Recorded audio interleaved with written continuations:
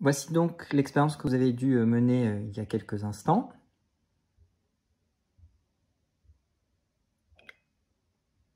J'ajoute un petit peu de jus de citron au thé et j'observe que sa coloration a changé. J'en remets un tout petit peu plus. Voilà, j'ai cette fois-ci un changement de couleur bien net. C'est devenu beaucoup plus jaune et moins brunâtre.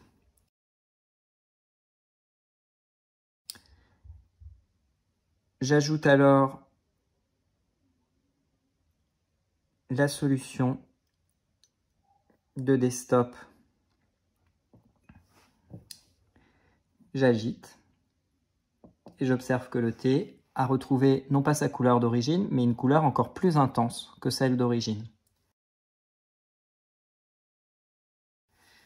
Nous avons donc eu un passage d'un pH moyen, on pourrait dire quasiment neutre, sans mesure exacte, il est difficile de se prononcer, à un pH acide, où la coloration s'est très nettement atténuée, à un pH basique, où la coloration s'est au contraire absolument intensifiée. Nous avons mis en évidence que certaines molécules sont capables de changer de couleur selon le pH de la solution aqueuse dans laquelle elles se trouvent.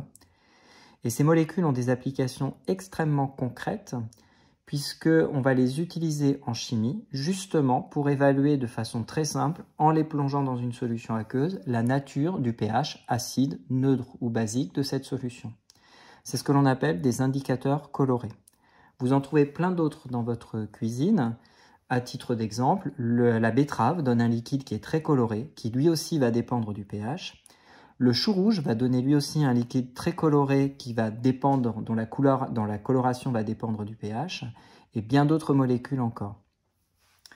C'est tout pour aujourd'hui. Bonne fin de journée.